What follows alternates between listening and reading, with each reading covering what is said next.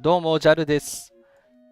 今週もエボニープレイ配信を始めていきます。よろしくお願いいたします。はい、ということで、今日の、話題はですね、研究めっちゃ進みましたということで、研究のね、よいしょ、戦術研究のイベントが、先週というか、金曜日から、来まして、それをね、めちゃくちゃやりましたよというところをね、報告していこうかなと思います。はい。では、あれ、おしゃがきって書いたね。OK。はい。それでは見ていきましょう。ちなみに、先に、そう、研究をね、やりまくったって話なんですけど、戦力ね。はい。ついに建設戦力を、技術戦力が上回りました。これまでね、建設戦力の方が大きかったんですけど、技術戦力がね、研究しまくったことによって上がりましたと。で、ここでね、言ってるこの研究っていうのはこいつ、軍事研究所。ミリタリーアカデミーで MA って言われてるかな。はい。これをね、軍事研究をしましたということで、実はね、まだもう一個残ってるんですけど、工場兵器は全部終わって、騎兵も全部終わって、歩兵も全部終わって、今、射撃兵のね、この、旗信号っていうやつを上げてますと。で、そう、あえてね、ちょっと残してたんですよね。今日、還元のイベントで、よいしょ。これね、消費還元イベント、研究スピードアップ来るの分かってたんで、もうここで使おうと決めていましたということで、はい、君に決めた。よし。これね、ラスト。これだけ上げておしまいにしてやろう。よし。旗信号。研究。いや、もうさすがにね、183日ともなるとね、まあ使いますね。よいしょ。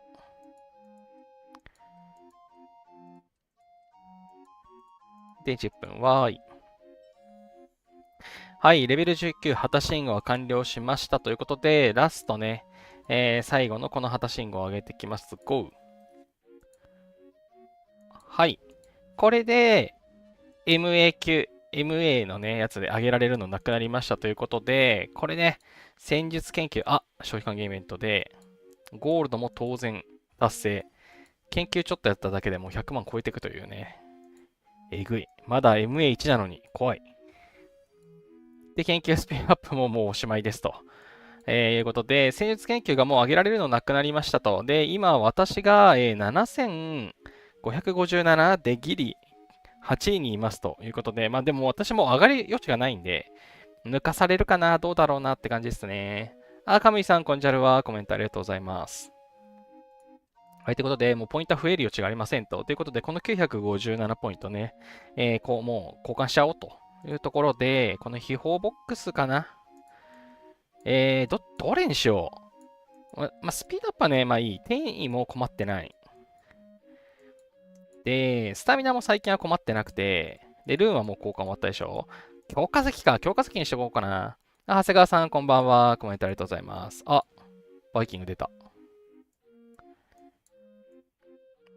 バイキング。いやーもうね、バイキングももうヘルモードしかね、ヘルモード一択になっちゃいましたね。あのあれが欲しいから、火事のやつ。ちょっと名前忘れた。なんだっけ。こいつ。製造達人認定証ね。これがね、欲しくて。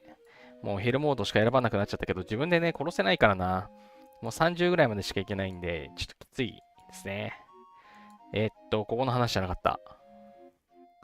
忘れないうちにね、この還元のやつはね、やっておこうということで、戦術研究の、ここだな。ヒカさん、コンジャルは今回戦術研究を上げられるのなくて不参加です。こんなすぐ来るなんて。いや、本来は3週間に1回来るはずだったんですよ。これまでがおかしかった。これまでが今回はね、ちゃんと3週間でね、来て本当良かったです。本当ね、2月3月はひどかった。そうなんです。またさすがに通常進行に戻るだろうと思ってね、私、前回がリワードが、一番得するね、ぐらいのところで止めておいて、まあ、今回もそれ、ちょうど、それぐらいで終わるようにしたのが、ちょうど今終わるところなんですけど、そう、本来はね、そう、こう、コンスタントにね、来てくれる、それを、みんながね、待ち望んでやってたんで、いや、今後もね、平常通りに行くといいですね。次は、スピードアップの還元が始まるタイミングとね、バッチリ同じタイミングでね、来る予定なんで、ぜひちゃんと来てほしい。ボーイさん、こんにちは。研究スピードアップの消費還元10万分なんて1回で終了ですよね。いや、そうなんですよ。もうスピードアップ余裕ですぐ終わっちゃうから、もうちょっとね、一段増やしてほしいんですよ。あやしべさん、こんにちは。コメントありがとうございます。さあ、ということで、強化石だな。今週の金曜日からは、またこのスーパー強化のね、イベントが来るかなっていう感じかなと思ってます。ということで、強化石を先にゲットしてからの秘宝ボックスを残りで回収しましょうと。で、あとなんか7が端数で残ったので、スピードアップ。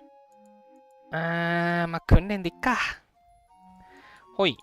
これでポイント使い切りですということで、あとはね、10位以内になればラッキーかなっていう感じですかね。はい。いい感じでしょう。イエーイということで、戦術研究シリーズがね、全部終わりましたということで、今週のね、金曜日から資源の還元イベントがまた来ますと。で、そのタイミングでね、この軍艦を、レベル2にしようと、もともと思ってましたと。はい。ということで、予定通りですね、軍艦1のやつをすべて終わらせて、軍艦2に行くという感じで、こうやっていきますという感じですね。吉田さん、こんにちは。コメントありがとうございます。はい。ということで、一応ですね、予定的には、今週ね、金曜日、5月31日からまた資源の消費還元イベントが来ますと。はい。ということで、ここでね、施設と上げたり、兵を増やすね、タイミングですね、というところで、続いてね、6月の、14かな。はい。6月のね、14の金曜日、ここからですね、また戦術研究が来ると思いますし、同時にスピードアップのね、還元が来るはずなんですよ。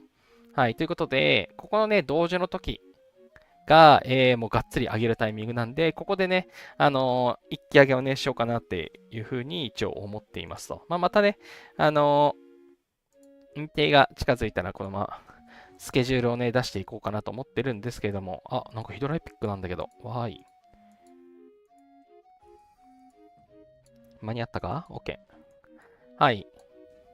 そのところで、もう研究のスピードアップの、これもう終わっちゃったんで、これはもう、つけっぱなしにしようかな。私、そもそも援軍の研究って全然できてなくて、こっちの研究の同盟の援軍のやつひたすら余ってるんですよ。はい、ということで、これ別に急いであげる必要がないので、はい、これね、6月の14までね、塩漬けですね。はい。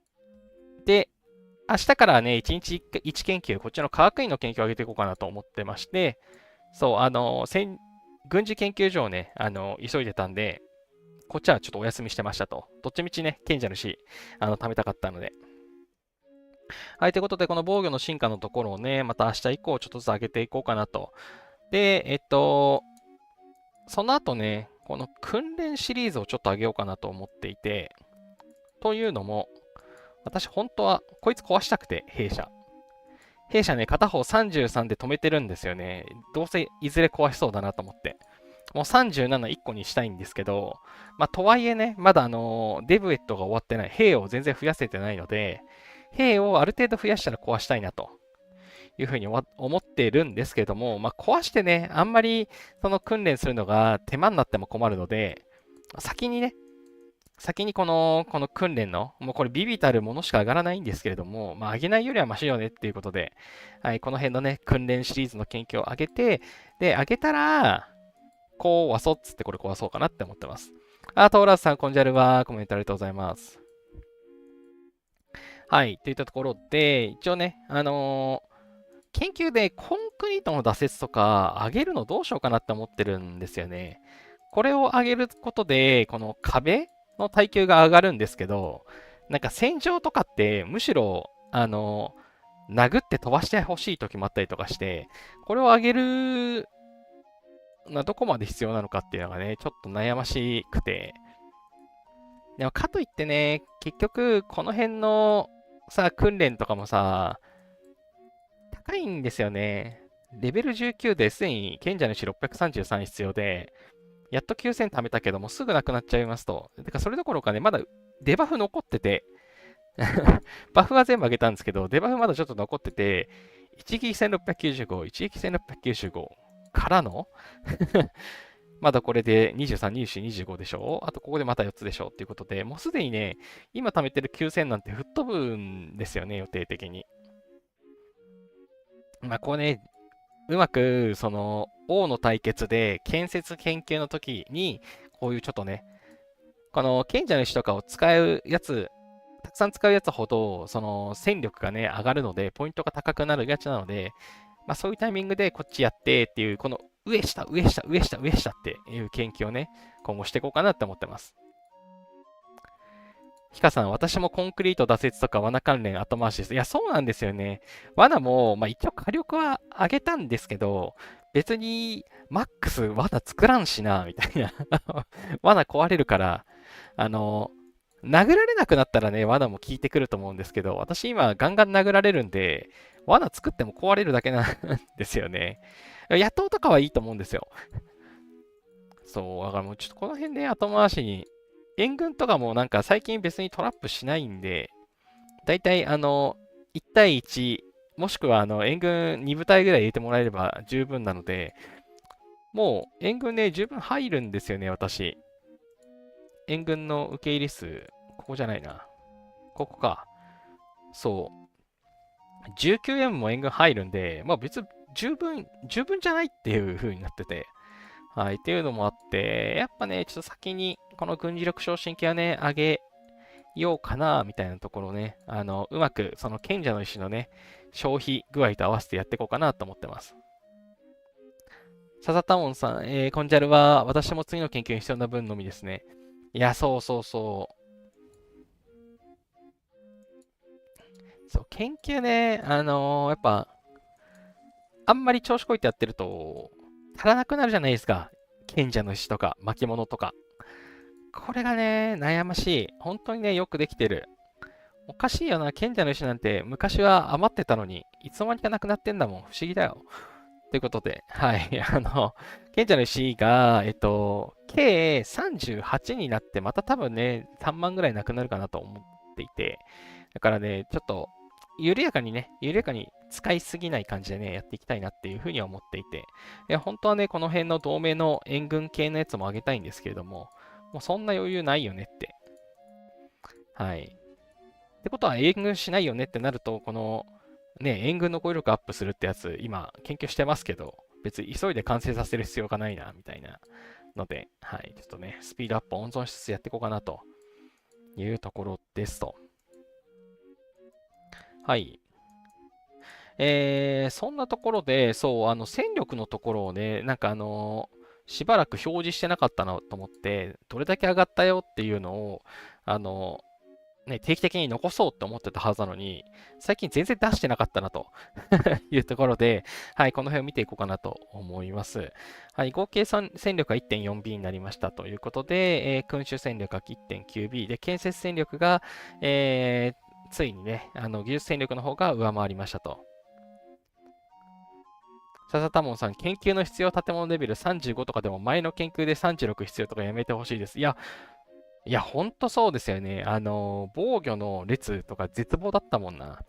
34になって防御のやつ上げられそうだってなったのに、結局、実際、実際は、もっと建物レベル必要じゃんみたいな。ぬか喜び。ひどかった。軍事戦力 1.2B、罠戦力 1.2M、技量戦力949系の防衛将軍戦力 7.3M ということで、まあ、1ヶ月、いや、本当はね、1ヶ月単位とかでね、定点で見ると本当はいいと思うんですけど、すっかり忘れていましたということで、まあでもね、前回の配信の時よりはだいぶ上がっている感じがしますね。特に技術戦力がだいぶ、上がりました。この辺はね、バフに効いてきてると思いますということで、あとはね、エピック属州都市が、2つ、スーパーレア属州都市が4つ、5つか。っていう感じですかね。はい。レジェンドがね、1個もなくて、実績解放できてないんですよ。ということでね、そろそろレジェンドが欲しいなと思いつつ、当然当たらないので、はい。しばらくね、レジェンド属州都市が余るまで、ちょっと待ちかな、みたいに思ってます。はい。まあ、この辺の数値はね、ちょっとあんまりよしあしが分かりづらいんで、とりあえず、遺跡探検回数とかってどうなんだろうな。私の遺跡探検回数は3782です。最初のね、半年ぐらいは遺跡の価値みたいなのが分かってなくて、やってなかったんですけど、途中からね、遺跡ガンガンやるようになって、今3782というところになってます。これがね、多い少ないかっていうのはちょっと分からないですね。はい、軍事戦力。まあ、この辺はちょっとフラットだから分かりづらいですけれども、まあ、この辺のね、パーセントとかが少しずつ、良くなってきてるかなというところ。まあ、これはね、戦闘のログのところで見ていこうかなとは思っていますと。はい。で、部隊定員が 1.796K。で、行軍速度266%みたいな感じですかね。はい。で、兵士の保護。まあ、この辺は特に普通通りのやつにしてて、あと属州都市のね、まあ、訓練速度よりも先に、生存への転換率、これ上げたいなと思ってるんですけど、まだ今ね、15.1% で、そろそろね、高いんですよ。属州都市か。これね、生存率、回とか、上げてはいるんですけども、これも賢者の石にね、1回で357とか使っちゃって。あ、かすみさんこんばんは。コメントありがとうございます。そう、兵をね、増やすよりも、まず死ににくくして、それから増やす速度を上げてっていうね、順番で上げたいなと思っているものの、ここで賢者の石ガンガン使うのもつらってなって、はい、なのでね、先になんていうか、戦闘に必要なところ、今ね、優先してあげてますという感じですかね。ほい、ほい、ほいで、ここは OK。あと、資源ですね。やっと K36 シリーズの建物は全部終わりましたと。はい。で、今ね、K37 化を今進めていますということで、食料が 3.7M の受給、木が3.48、石材3.1、鉱石 3.3M というところで、まあ、時給がね、まあ、とりあえず 3M は完全に超えましたねというところですと。はい、今ね、この木工所を今上げてるところで、まだまだね、ヒーローさんこんばんは。あ、コメントありがとうございます。初コメですかね。ありがとうございます。はい、まだ、36がいくつかあるんですけれども、なるべくね、早く上げたいなと思っていて、次。次じゃないかも。一応ね、まあ、今週末の、資源還元、5月31にはきっと終わらないんで、6月のね、資源還元で全てね、マックスにするっていうのを考えてます。はい。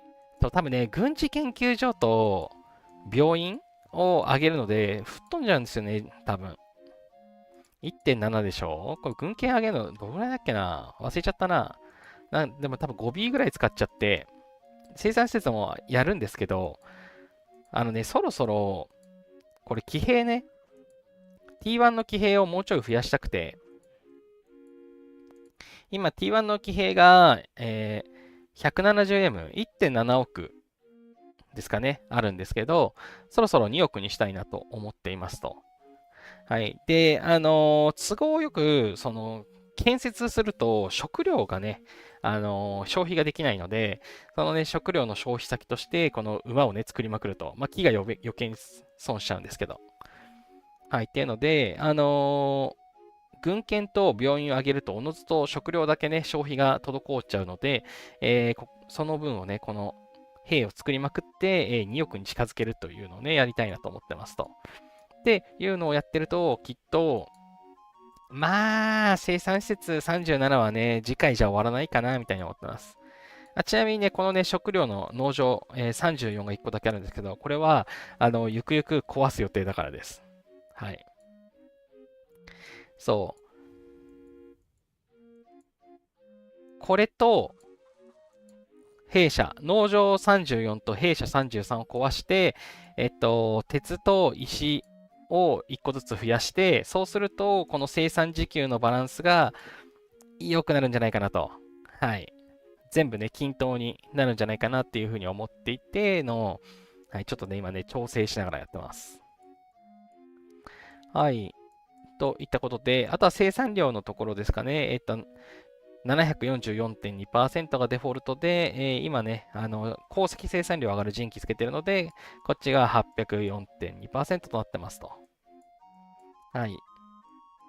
最終速度、ジェムの最終速度実は上げてないんで低くて、あとはね、同盟農場も私多分基本的に入れないんで、サーバー戦争中に、同盟農場なしさ立てます。はい、入りますけど、それ以外は多分入れないんで、はい、27% ですね。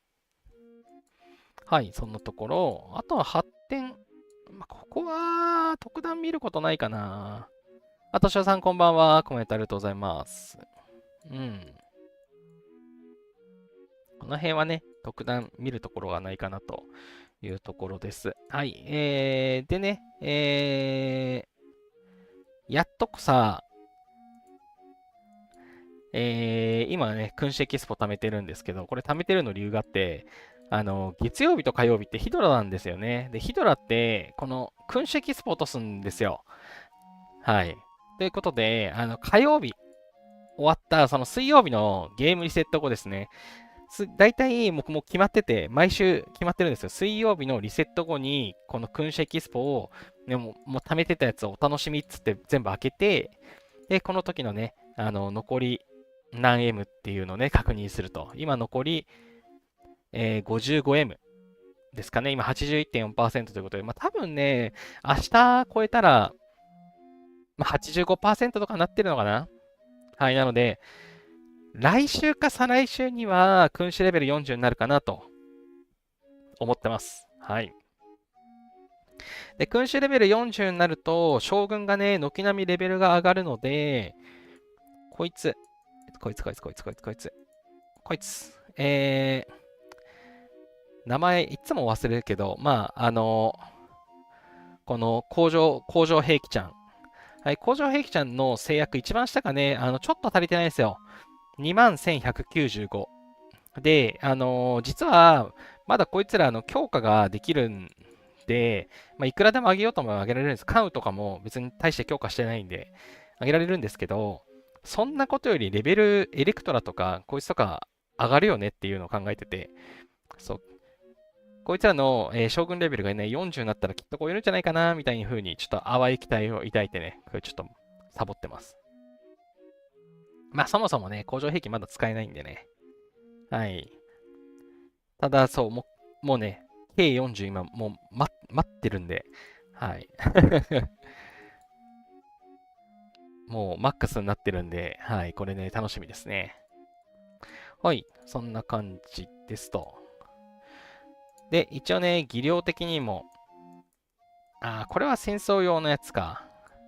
これ、戦争、私、技量1がその通常モードで、再試リワードとかをね、入れてるんですよ。で、この確実にモンハン入れて、攻撃力の20%アップをつけようと思ってるんですけど、こっちね、戦争用のやつ、兵士復活がいいのか、属州都市が兵士の防御力アップさせるって、これと一緒なんですよね、属州都市の攻撃。そう、火力が、私って8個属州都市持ってるんで、これだけで32%ね、攻撃力が上がってますと。で、同様に、これもきっと、プラス2%かける8だから16%かな、きっとね、防御力が上がるんですよ。ってなったら、これまあまあ強いんじゃねってなってて、なんか、まあ、兵士の復活はね、もう、このリセットで2000ジェム払って必要な時にこれだけ一時的につけるっていうので十分な気がしているので、これを選びそうな気がするよな。っていうか、これ3つ目増えないのかね。3つ目増やしてくれてもいいのにって思ってます。あ、ミラさんこんばんは。初コメントですかね。ありがとうございます。はい。まあそんな感じで、君主レベルがね、そろそろ上がりそうだということでね、これちょっとすごくね、最近楽しみにしていて、はい。このね、神殿のね、最初ね、まあガンガンやってて、なんだっけ、前回この火曜日までの、長期イベントのジェム消費の還元ですかね、ちょっと100万超えちゃって、やっちまったぜってなってました。ただね、かなり今ストックしながらやってるんで、今、イベント終了後にもかかわらず100万たまっててね、いい感じですね。はい、今後、その装備のね、強化みたいな、死ぬほどジェム使うところが待ってるので、ちょっとね、しっかり貯めておこうかなと思っています。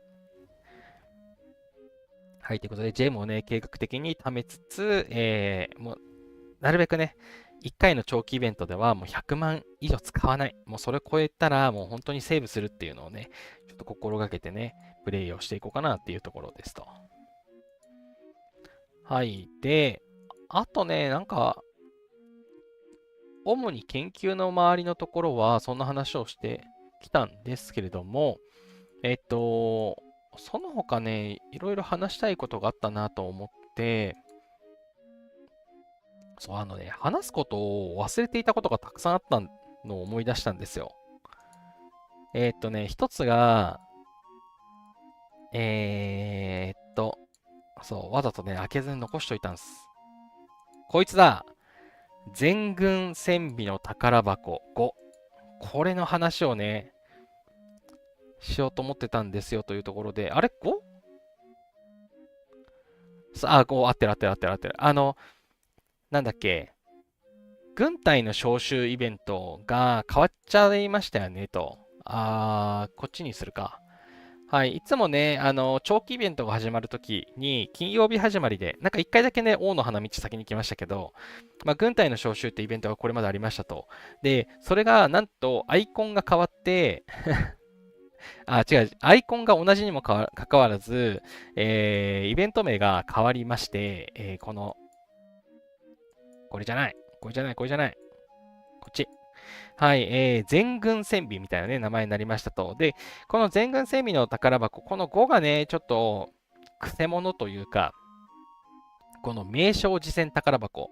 はい、これのね、話をね、しようと思ってたのに、前回、イベント終わりの時に話すのをすっかり忘れてて今更この話をします。はい。これで全軍戦備、新しく軍隊の招集が変わったやつの宝箱の、まあ、5個目ですね。毎日、クエストクリアしてたら、しっかり最終日にね、取れる宝箱になってますと。で、これとりあえずね、開けますと。で、ここで出てくるこの名称の次戦宝箱伝説。これがね、選択式になってるんですよ。エピック歴史の名称か、アレース地の結晶。で、エピック歴史の名称の書だと1個。で、アレース地の結晶が何気に30個って結構もらえるんですよね。少しお得だなっていう感じがしていて、で、このエピック歴史の名称とエピック歴史の名称引換書プレミアム、これって全然違っていて、プレミアムはね、酒場で出てこないやつが出てくるので、まあ、よりね、レア度が高いやつなんですけど、こっち、エピック歴史の名称は、もう酒場で出てくるやつも出てくるんで、確率の詳細見ると、まあ、大変なことになってるんですよ。もう、欲しいやつがね、ピックアップされてなかったら、今回ヘスティアが、火の神様みたいな、ね、火の女神みたいなやつが8.57%でピックアップされてるんですけど、それ以外0.57%で、こんなんね、とりあえず欲しいやつ当たらんよね、みたいな、そんな感じですと。で、プレミアムだと酒場で出ないやつがメインなので、まあ、少しね、上がってて、まあ、それでも1%だからね、もう、さすがにそろそろ絞ってくれっていう、もうなんか、ねえ、もうアルフレッドだよとか入れなくてよくないみたいなねえ、トミルスとか入れる必要なくないナポレオンとか、誰得みたいになっちゃう、ね、こういうのをちょっと除外してほしいんですけれども、まあ、少なくともね、こっちよりは、2倍ね、欲しいのが当たるかもしれませんと。まあ、これね、酒場で出る将軍とか出たら、へこむじゃないですか。ねえ、この辺の人とか、エカテリーナさんとかね、出ても残念じゃないですかっていうので、はい。まあ、もちろんね、始めたばっかりで将軍が全然足りませんと。将軍が全然足らないから、この将軍の殿堂が全然埋まってないんですっていう方はね、いいかもしれないんですけど、まあ、そうじゃなければ、個人的にはね、この名称の実演宝箱は、アレース地の結晶がいいんじゃないかなって思っています。ということで、前回も私はこれを選択し、今回もこれを選択しますというところ、はい、この話をね、しようかなと思ってて、すっかり忘れてました。はい。はい、あとは、これ、このリセット前までに来てた、公爵のスタンプみたいなやつですかね。これ、無課金の場合は、5個ね、余るはずなんですと。っていうやつ、余った分ですね。まあ、いつも通りの発したアイテムがもらえますねということで、まあ、交換しておきましょう。あとなんかね、なんかなかったっけな。あ、これだ。これね、邪悪なドラゴンの宝物。これ、アイテムバブリーでしたね。あのードラゴンに木の枝をなんかぶつけるっていうすごくシュールなゲーム。で、レベルが50に達した後、それ以上ね、木殴ってると、この邪悪なドラゴンの宝物ってやつがこれもらえて、これ3種類あったんですよね。はい。無課金はこの宝箱だけなんですけど、課金がね、2段階あったのかな。はい。一番いい、その課金何ジェムだっけあれ。なんか2000ジェムぐらいの、やつだったんですけど、あれ課金すると、エンブレムとアレースの血がね、めちゃくちゃ手に入るっていうね、素晴らしいやつでしたね。はい。まあ、私には関係ないんで、結局、あまり見てなかったんですけれども、はい、エンブレムめちゃくちゃレアなんで、なかなか手に入らないんでね、実はすごくバブリーな、しっかりちゃんと見ていた人はめちゃくちゃ得した。あ、かすみさん499と1999、あ、そうか。ざっと500、2000のやつでしたね。はい、そう、その、1999ピンクジェムの方、そっちがね、すごかったんですよね。アレースの血とエンブレムが手に入るっていう。ヒカさん激アツでした。いや、そうですよね。いや、あれはね、あのー課金してる人、特にエンブレムとかもね、厳選したりとか、ね、アレースの血もね、めっちゃ重要なんであれはね、課金タイミングでしたね。アイテムがボコボコ手に入るっていうね。はい、超、ブースト強化ができるタイミングだったのかなと思いますと。で、別に課金してなくても、これ、なかなか良くないですかこの、無課金でも、14個この余りのやつで、強化石200、60分間スピードアップ40。まあ、これはまあ別に余るかもしれないですけど、まあ、資源箱ウルトラレアが5個ということで、もうね、貯めとく必要がないので開きますということで、ね、ウルトラレア70個ってもう普通に嬉しいですよね。素晴らしい。かすみさん、サーバートップのスクショ見せてもらって驚愕しました。さすが。サーバートップともなると課金イベントチェックしとる。いやー、そう、あれね。私、先週の配信時点で全然見てなかったんで、教えてもらいながらやってたんですけど、その後よくよく見たらね、報酬いいんだなと思ってびっくりしてました。いやー、なかなか。はい。ということで、ちゃんとね、見ていた人は、きっと、ね、めちゃくちゃ強化できたんじゃないかなってちょっと思っています。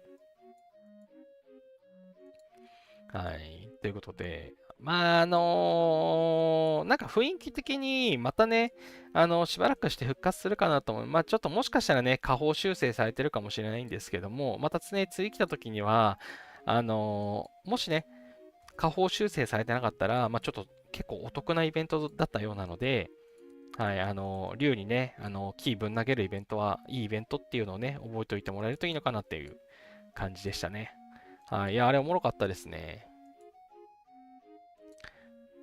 ほい。さて、あとは、軍備の話だったでしょ。で、闇ドラゴンの激闘のやつ報酬良かったって話でしょ。で、あと、これ話したかったの思い出した。思い出しました。先週の火曜日にもしかして文明の衝突戦場来ないんじゃないかと。文明の衝突ね、戦場2回あったんですけど、これまで。1回しかなかったですね。はい。それこそ前の前の配信の時に、これか。はい、この文明の衝突のね、このメダルがたくさんもらえるようになったと。1回あたりのメダルの報酬が上がったみたいな話をしたと思うんですけど、何のことはないですね。今まで2ラウンドだったものが1ラウンドに、2戦あったものが1戦にギュッとされましたと。だから、報酬が上がってたんですけど、2戦するよりも、むしろ総数は下がってるっていうね、なかなか、やってくれたな、運営っていう、それがお前らのやり方かっていう内容でしたね。はい。もう、とても残念です。私、文明の衝突の戦場大好きだったんで、ちょっと1回しかね、戦場なくて、とても絶望しました。いやー、まあ、王権のね、宝箱を1回ね、交換できたんで、まあ、そこは嬉しいんですけれども、ちょっとひどいよ。ひどすぎるよ。そんなのってないよっていうね、はい、感じでしたね。はい、ということで、まあ、一応ですね、文明の衝突、さっきの戦場ショップのやつを見とけばよかった、ちゃんと。ちょっと待ってくださいね。名誉ショップ、文明の衝突。はい、商品更新まで28デイってなっていますので、まあ、さすがにね、あと1回は来るのかなっていう感じですかね。はい。多分、今月末ぐらいに、またね、文明の衝突来ると思います。まあ、もう残念ながらね、ちょっと、メダル、思ったよりもらえなくなったなっていうのはあるものの、いいイベントにはね、変わりがないので、またね、予選が来た時には、ピックアップしてね、喋りたいと思ってます。かすみさん、下方修正は超速攻で対応できるのに、いや、ほんとそう。ほんとそう。同盟ボスの、101位から200位のリワード多分もらえないのね、多分治ってないと思うんですけど、下げる方向にはね、すぐやるっていう。聞いた話によれば、さっき話したドラゴンのやつも、あのなんか分かった人は買いまくったからか、1日の買える回数がその上限つけられたみたいなね、なんかそんなやつがあったらしいですかね。はい。何でしたっけこの元老院に、レジェンド将軍もオレンジの星つけたら載せられたみたいな話も前ありましたけど、はい、もうね、下方修正はしっかり対応してくる M2 さんですね。はい。アメイタイコさんこんばんは。コメントありがとうございます。ほんま、もう金稼ぐところには、ね、力をかけて、自分たちが損するところはすぐ直すっていうね、まあ、ある意味正しい経営をしてるなという感じですけれども、はい。クソってなります。はい、まあ、いいか。あと、話をしたかったのが、よいしょ。フン族。また来ましたね。これね、これ先週話すの忘れたんですけど、これ傾向決まってきましたね。フ族と宝探しの旅、盗賊出るやつ。あれって交互に来ますね。少なくともこの2ヶ月ぐらいの動きはそんな感じです。フ族が来た次のタイミングは、宝探しの旅。宝探しの旅の次はフ族といった形で、その長期イベントの狭間のイベントが、これが交互に来るようになってますね、最近。本野さん、こんばんは。そうです。エボニーは基本ケチでせこいです。いや、本当ですよ。めちゃくちゃ儲けてるでしょ、こいつら。セルランとかすごいことになってるでしょ、もう。まったく、パズルゲームの詐欺もそうですけど、ちょっと、もう少しもう少しユーザーに優しくやってくんないと。はい。ということで、フン族のね、進行が、来ました。はい。シーズン5となってますね。アノンのさん、こんちゃるは、コメントありがとうございます。えササタオンさん、うちのサーバー、フン族全然見かけないです。そうなんだ。うちのサーバーは、アグロペア来ないんですけど、フン族は、なんか、つまり4週に1回か。4週に1回、ところ来てますね。フン族が全然来ないサーバーもあるんですね。なんと、いや、フン族は、リワードがね、この、かけらじ戦宝箱、制服。制服ではあるものの、やっぱ文明装備のね、かけらがもらえると。で、何よりもこの赤血の精髄。このね、真珠の品質を上げる。これ、めちゃくちゃレアなアイテムなんで、これ毎回私ね、マックスで交換するんですけど、はい、もうこれがね、一番得なんで、私的には。はい。これが出る素敵なイベントなんですけども、そうか、全サーバーじゃないのか、これも。はい。ちょっとね、分族のところを、参考にしてもらうことができないのが残念なんですけども、もう来た時にはもうこの右上のね、右上のこのベヘリットみたいな卵をね、ぜひ選んでいただくのがいいかなと思ってます。はい。で、今回、その、フン族がね、来てくれたことで、これ、かけらじ戦宝箱制服、私、これ、多分交換できるんですよ。はい。今回もね、ナイトメア、全クリ、強い人がね、一緒に回ることができたので、全クリしたので、で、ハードも終わってますと。で、ノーマルと、イージーはね、もう余裕でクリアできるので、もう、ほぼほぼね、この、制服のかけら、確定していますと。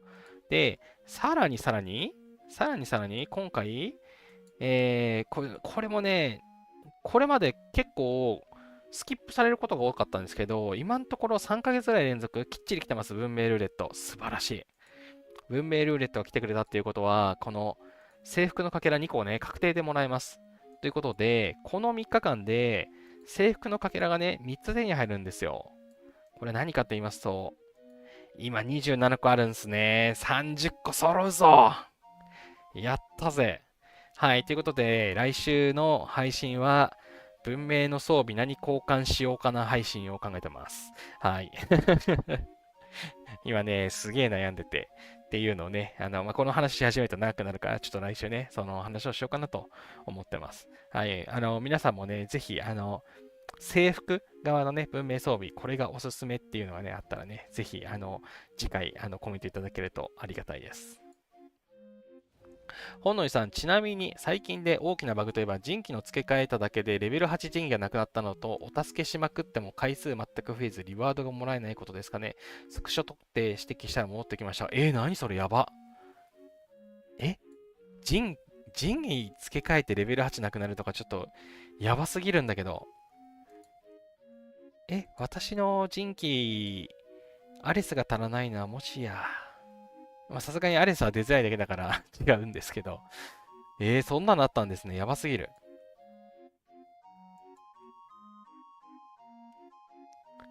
カムイさん、PC リセットして再ダウンロードしたら、10のゲームとチュートリアルが日本語になってました。びっくりです。あ、そういうこと、あれですよね。一番最初ってことですよね。そう、最近の新しいサーバーで始める人たちは、10のゲームやれるみたいですよね。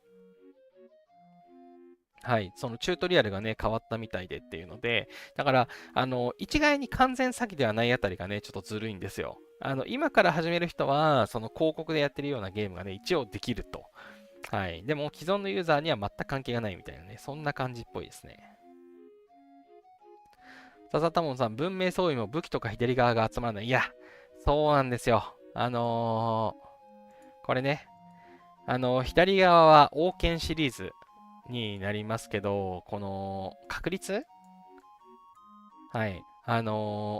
制服のかけらはね、一応3%あるんですけど、王権0.45%ですからね。はい。これも、1イベントで当てることはもうかなり厳しいと。で、さらにこのね、この上限のやつも、制服が2個続いた後にやっと王権、しかも1個みたいな感じで、もう運営がね、そもそも絞りまくってますよね。はい、この、絶対にアンバランスになるようにできてるんですよ。必ず、制服ってこの右側ですね。この頭、腰、指輪。はい、これがね、制服なんですけれども、この左側のね、武器、胸、足。こっちのね、王権シリーズ、もうそもそも集まりづらくなってる。王のパーティーでも一番下にいるみたいなね、感じで、明確に絞りに来てるんで、結構ね、大変ですよね。いや、だからこそ文明ルートで、この王権をね、当てるのめちゃくちゃレアで。で、さらに言うと、さっき話した、この文明の衝突の報酬のここでもらえる王権、めちゃくちゃ重要で。はい。だから文明の衝突最高だったのに、最高と言い切れなくなったのがね、とても残念です。もう、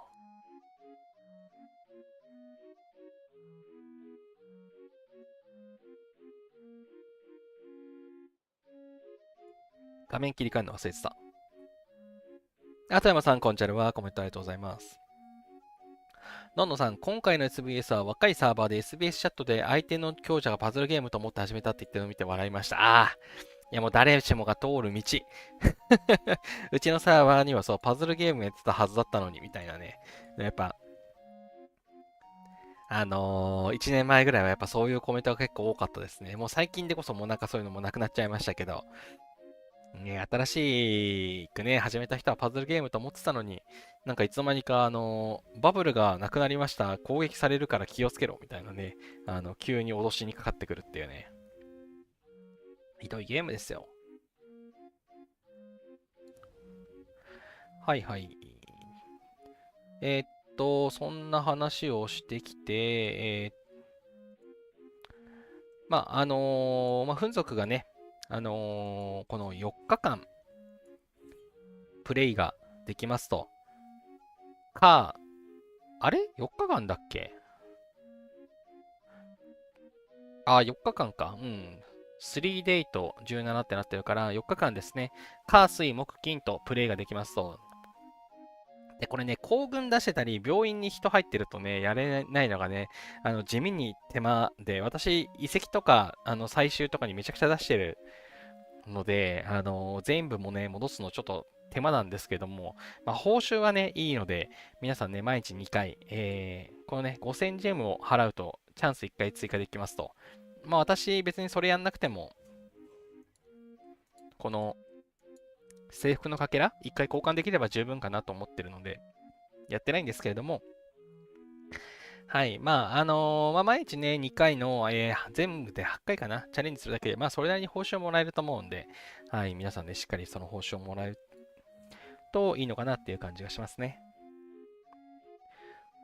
富山さん、K37 に上げる前で停滞しています。なかなか資源が集まらない。いやー、えぐいですよね。37に上げるのもえぐかったです。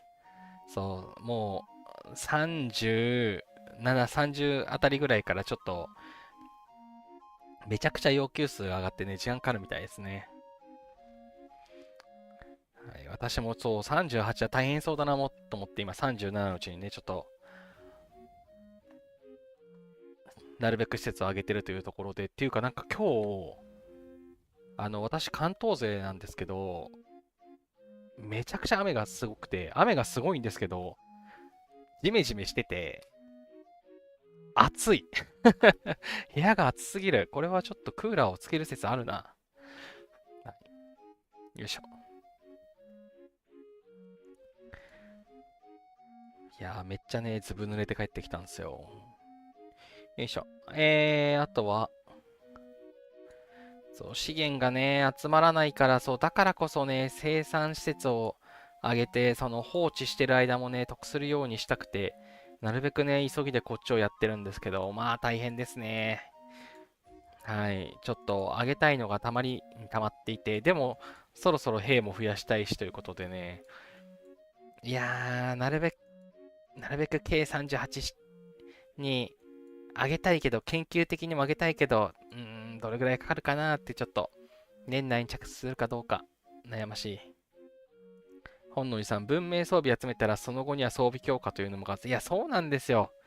そう、文明装備を作る予定がある。で、そこの強化で金が吹っ飛ぶなっていうのは分かってるので、今そう、ジェムをね、貯めてるっていうのはあるんですけど、キリがね、ないから装備の強化って辛いっすよね。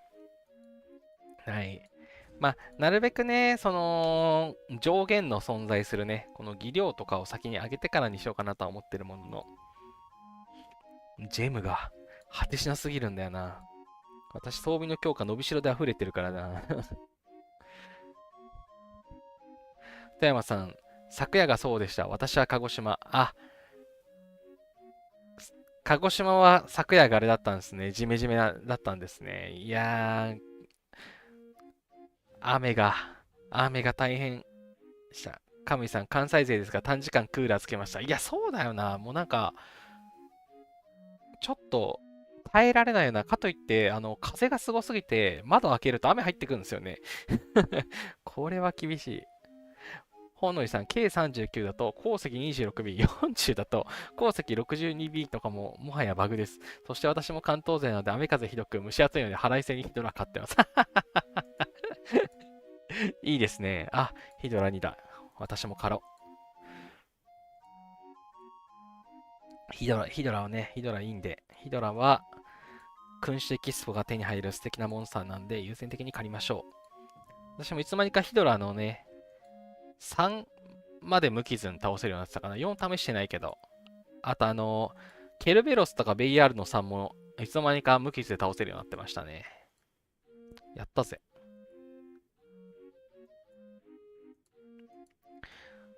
はい、そのところで、何の話したっけ？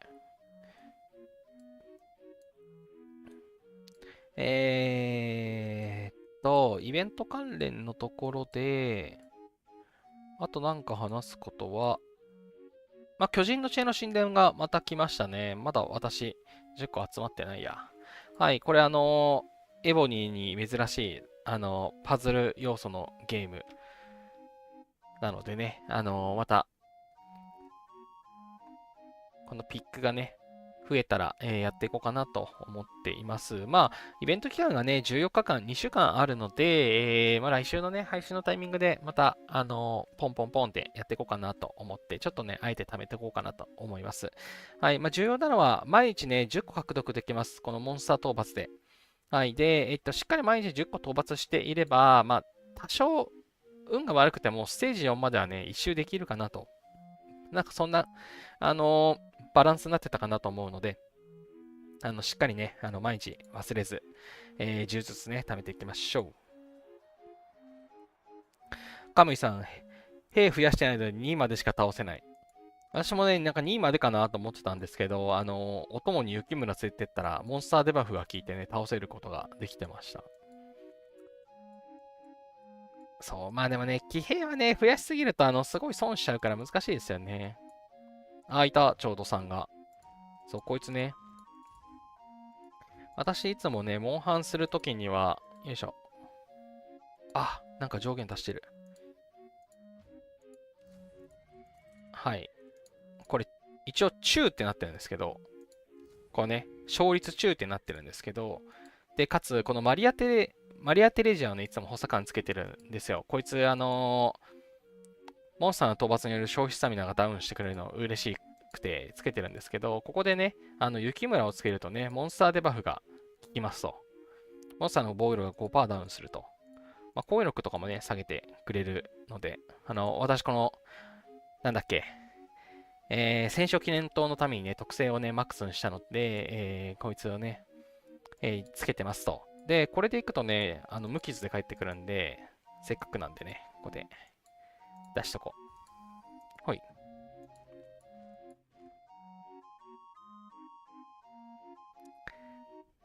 富山さん、ヘカテイはどこに行ったのか、あれはあれで楽しかったのに。かすみさん、マリアをメインにしてるからヘカテイ定期的に来てほしいんですよね。いや、そう。ヘカテイが、あれね、最後に、少なくとも私のサーバーで最後に来たのが、確か2月の20、21かな？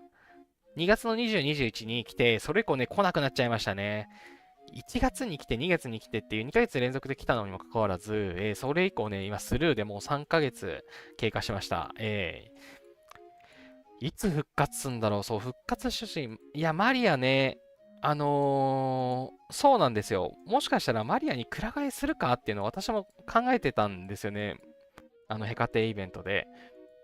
で、マリアめっちゃいいじゃないですか、これ。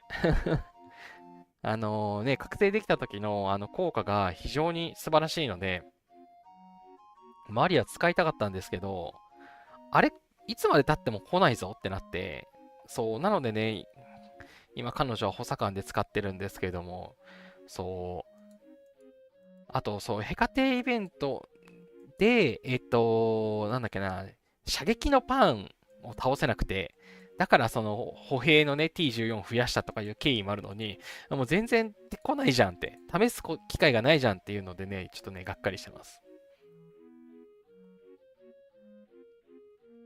本能寺さん、そういえばこれからシャロンの後半ラウンド始まるので、しばらく戦場はなしですかね。暇だし、リワードもらえないなら困ります。そうですね。そうそうそうそう。よいしょ。それの話もしようとしていたんですけれども、はい、これ昨日か一昨日まではね、いつも通り、サインアップがね、まるで火曜日とかに始まるかのように表記されていたんですけど、やっぱりバグで、はい、これはいつも通りですね。まず、コンスタの4週があって、シャロンのね、チーム分けが決まりましたと。で、シャロンの4戦がね、この日曜日で終わって、今度メジャーリーグの、準々決勝、準決勝、決勝のね、残りの3ラウンドがね、これからありますと。ラウンド5、6、7。で、いつもね、このラウンド5、6、7のタイミングの2週間って、戦場スキップなんですよね。はい。なので、ガウガメラもコンスタも、2週間ね、お休みになっちゃいますね。そう、これね、ちょっと、メジャーリーグにね、参加してないと、戦場がね、ない2週間なので、ちょっとね、消化不良というか残念なんですけれども、はい、これね、いつも通りの、なんか、昨日、スケジュール作ろうとしてて、なんかおかしいなと思ってたけど、でもやっぱりね、ちゃんと数字が変わりましたね。はい、残念ながらね、戦場はなしでございます。で、私も、エリートリーグだったので、はい、これね、参加できないね、残念ですね。はい。で、ちなみにですね、シャロンが終わったら、今度オールスターの予選が始まります。はい。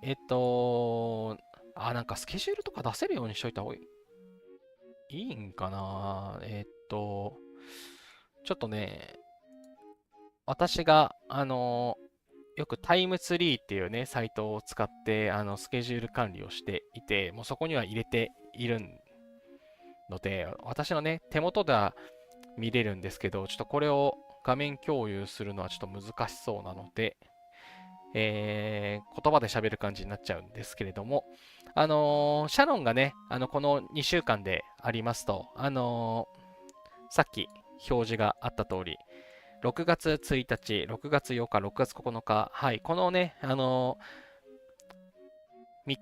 ラウンド分の2週間が、シャロン期間なんですけど、その後のね、6月10日からオールスター予選シーズンが始まります。はい。視聴リワードゲットしないといけないかな。あ、そうそうそうそう、そう、このね、シャロンの、タイミングは、きっとね、DSN チャンネルさんが、ライブで、ライブ中にそのチャットでね、自分の ID を入力すると、リワードをね、上送ってくれるっていうね、いつものやつをきっとやってくださると思うので、ぜひね、週末、土曜、今週の土曜、来週の土曜、日曜のこの時間帯はね、ぜひね、DSN チャンネルさんにね、行ってね、みんなでね、応援しましょう。かすみさん、トップ同盟にデザイン行ったけど72位なので暇になりました。惜しい。あと、ちょっと。そう、64以上じゃないとね、入れないのね、結構えぐいですよね。はい。そう。で、かつこれ、ラウンド5も、これ勝たないとラウンド6、7いかなかったんだっけな。どうだっけな。前回私、シャロンでメジャーリーグ参加したんですけど、ちょっと忘れちゃいましたね。でもなんか3個全部戦った気がするな。覚えてないな。はい。まあまあまあまあ。いや、3個全部戦ってない気がする。忘れた。前回のね、シャロンがもう12月とか1月のことだったんで、だいたいね、4ヶ月に1回とかそういう感じなんですよね。だからね、結構ね、忘れちゃいますよね。ナイス広告。はい。いや、もうそうです。DSN チャンネルさんにはね、とてもお世話になってるので、ぜひそう、あちらにも皆さん行っていただいて、皆さんでね、応援しましょう。カータンさんコメントありがとうございます。ランク戦に行きますね。そうですよね。そう、多分、64以上であれば、やれるはずなんだよな。はい、まあまあまあまあ。とりあえず、なんだっけ、この配信、DSN チャンネルさんが、まあ、まだ多分告知はなかったかなと思うんですけども、これ多分3回配信されますと。で、一番最後どんどんね、回を進むごとに、リワードが確か豪華になるということで、なかなか参加が難しいよって方でもね、3用のだけでも参加していただけると、きっとね、いい報酬がいただけるのかな、みたいになったりしますかね。富山さん、バイキング同盟チャレンジですかね。ありがとうございます。そうだった。そうですね。そろそろそんな時間です。が、まだなさそう。なのと、バイキングの王は倒したいけど、それ以外は最悪スルーしても構わないからちょっと忘れずによ。はい。これ、ベイヤール、そう、さっきのやつ、出したやつ。はい、こんな感じで、ベイヤールさんですね。さっきのやつ、私が同盟レード設定しましたということで、部隊総員数 1.9M の騎兵、カエサル、かつ、真田幸村が、補佐官で、3はね、無傷になりました。ベイヤールもケルベロスも同じですかね。で、同じ構成での、なんだっけ、まあ、ウォーロードとかの4シリーズもそうですし、スフィンクスも4とかもそうかなもう、はい、無傷になってきましたねと。あと、ヒドラも3は無傷で4試してないかな。そう、強いやつね、取り合いで、ジェム発射が必要なんですよ。だからもうなんか食べ過ぎにも起きなくて、試してないんですけど、はい。まあ多少ね、まあ上がってきたかなというところで、軍艦をレベル2にすると部隊定員がまた増える予定なので、ちょっと楽しみですね。カムイさん、羨ましい。ありがとうございます。はい。ちょっとずつね、強化をしています。で、何の話だっけそう。まあ、シャロンが、この2週間で、最後ね、メジャーリーグの、まあ、トップの戦いが、ありますと。で、その後にまたコンサがこのね、サインアップ開始まで16日ってなってるんですけど、この6月15のコンスタ、ここからね、また4ラウンドあると思うんですけど、それがオールスターの予選になるはずです。ということで、帯がね、つくと思います。はい。コンスタの、なんか、アルティメットウォーかなんかで、はい。また帯がついて、オールスターのね、予選としてやる形になるのかなと。で、このオールスターシーズンが、オールスターシーズンはね、6週あるんですよ。いつも。なので、6月の15 22、29、7月の6、ここまでがオールスターの予選。で、オールスターの、決勝のね、3ラウンド分が、7月の13、20、4月の21、ここまではね、オールスターシーズンってなってるのかなと思っています。はい、ということで、オールスターを、目指してね、頑張るよっていう方たちは、はい、6月のね、15から始まるね、ところで頑張っていただく必要があるので、抜かりなくね、準備をしていただければなというところと、私も、もちろんオールスターには出れるとは思ってないものの、それなりにバチバチで戦うタイミングになると思ってますというところなので、なるべくね、このオールスター予選シーズンに間に合うように、さっき言った騎兵のね、T1 を2億作るとか、そういったところのね、準備を進めたいなって思ってる。そんな感じです。ほい。そうそう、ちょうどね、DSN チャンネルさんの話しようと思ってたんで、はい、話すことができてよかった。そう、DSN チャンネルさんすごいですよね。動画をね、作るってね、大変なんですよ。私も、別のゲームは動画を作ってたりするんですけど、その動画も基本的に切り抜きみたいな作り方をしてて、プレイ配信をしたやつをギュッて、一コマ切り出すんですけど、DSN チャンネルさんってもう一つのテーマで決めて作ってるじゃないですか、動画を。で、掛け合いで作ってるじゃないですか。あれで作るの相当大変なはずで、めちゃくちゃすごいですよね。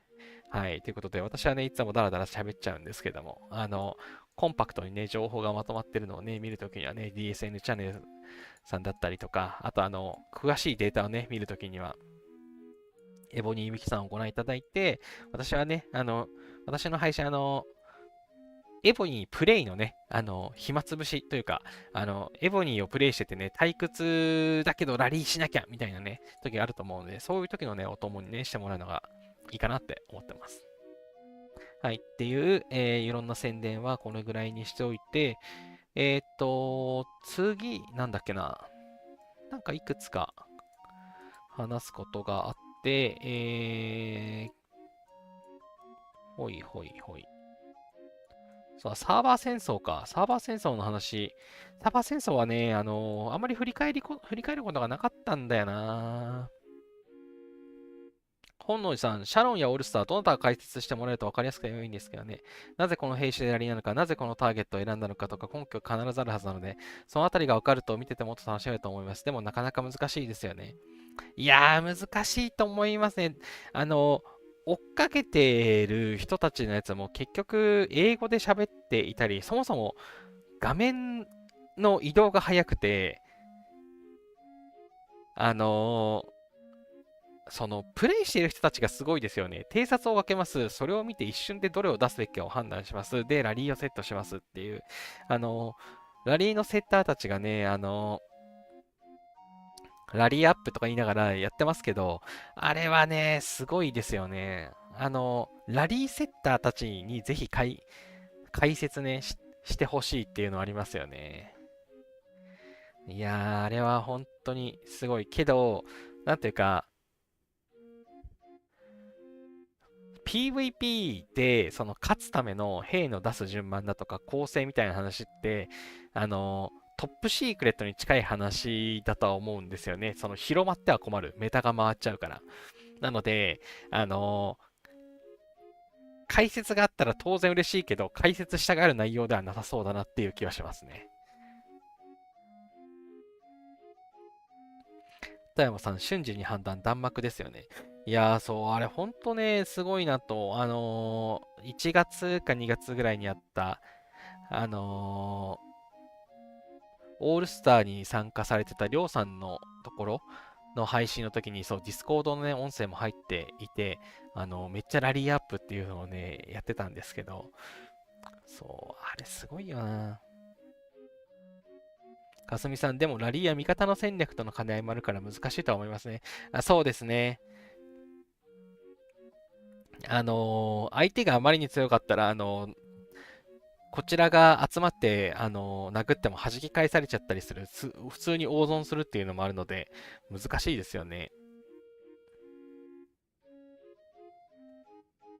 カムイさん、今回の SBS は翼持ちは制限付きだったので、K41 のポイントクレルマンの連続攻撃で開始10秒でポジ 800M 超え、ネガ 85M で一瞬で終わってしまって暇になりました。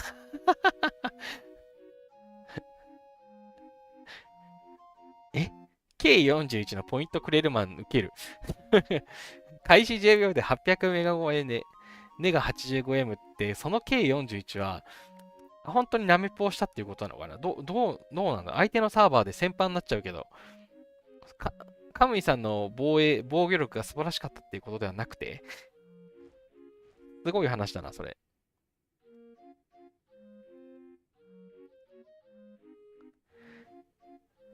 そうそう、SVS は今回はね、このスコア、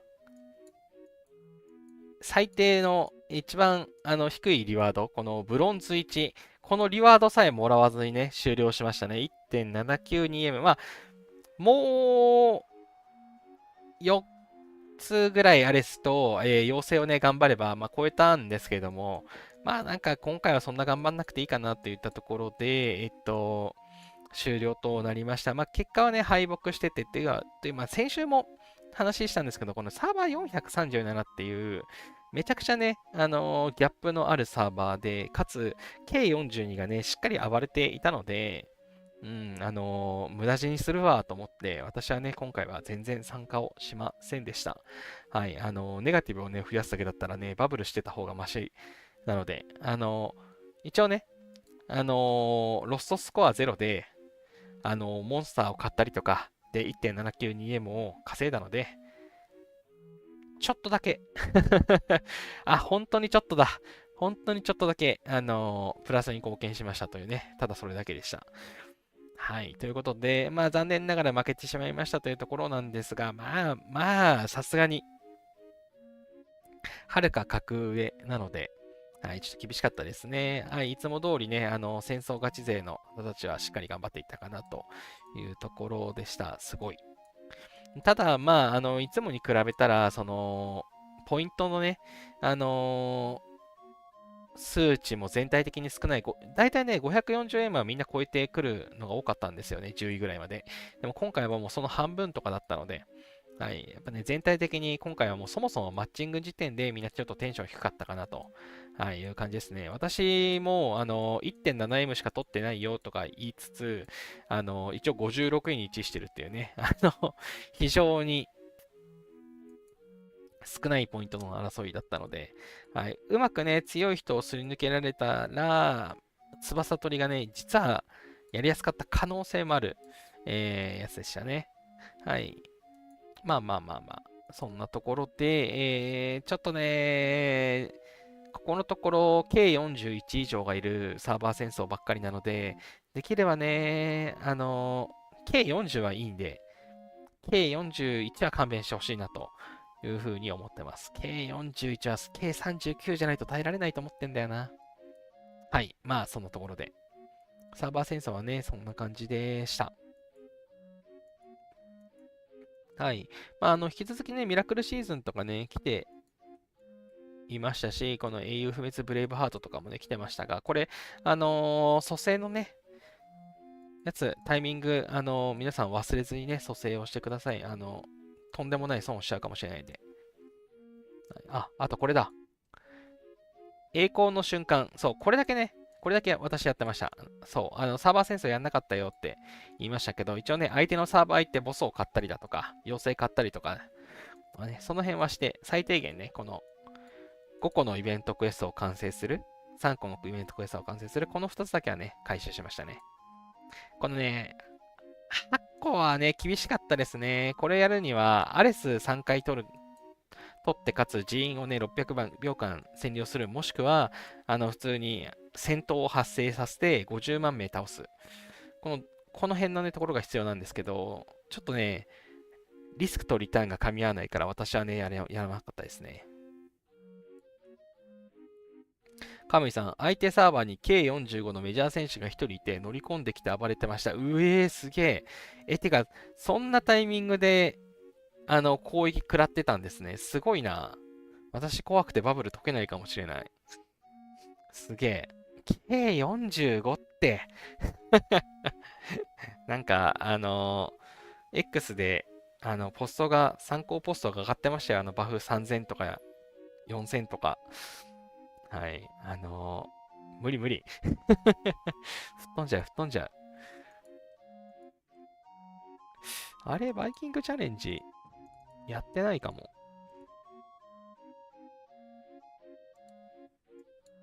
バイキングチャレンジいつですかって言って、今多分名手がいないからか。まあ、いっか。とりあえず後で。ほのりさん、今回うちのサーバーは相手にね、意図的にネガティブを出すプレイヤーがいるせいか、奇跡的に勝ってみんなびっくりしてます。どこのサーバーにも周りに反発するプレイヤーっているんですね。かっこ悪いことするプレイヤーがいるわけですね。嫌われるムーブすることの何の意味があるんだろうな。なるほど。まあ、いますね。うちのサーバーにもなんかしないけど、ヘイトを振りまく人はいるので、よくわからないですね。カムイさん、その人のコインもらおうとしたのに無視されました。え ?K45 をもらおうとしたんです。すげえ。ブロックできる賞賛が。あれ、私、バイキング44、出してるよね。まあ、いいか。本主さん、そしてなぜか巡り合わせ SBS ランキング入りしてないのに O になりました。タイトルを与えてるのがさすがに飽きてきました。おめでとうございます。タイトルあげるの大変ですよね。私もなんかまんべんなくいくように前頑張りましたけど、もうめんどくさくてもうやりたくないなって思ってますね。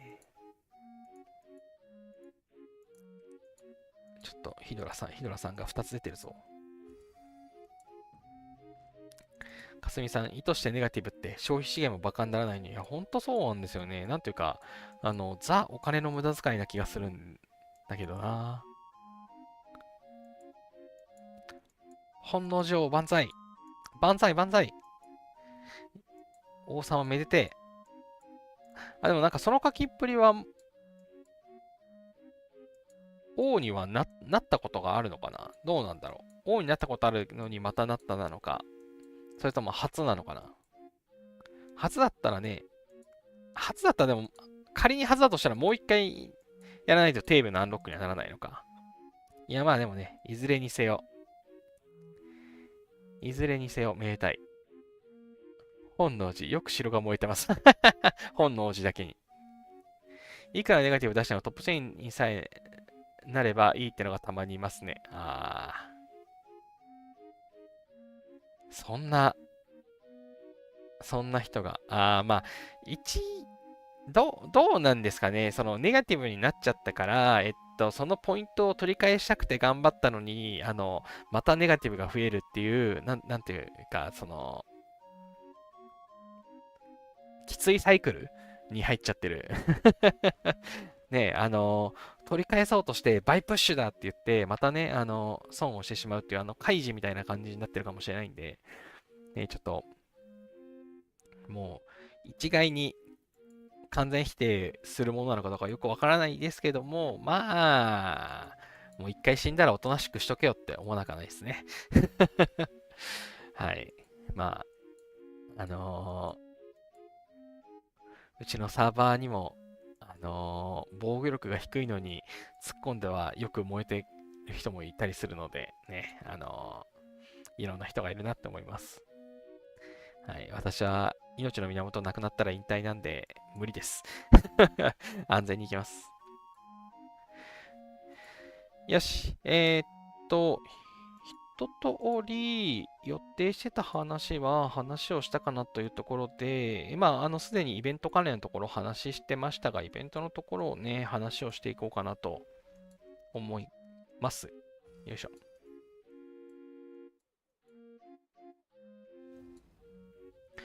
本能寺さん、ちなみにうちのサーバーの意図的にネガティブを出すプレイヤーは、最近別のプレイヤーのアカウントを譲り受けたみたいです。運営にできる限りお金をかけずにトップ同盟を邪魔したいみたいですね。ボット使ってる割に K40 でバフ1400とかで低いですから、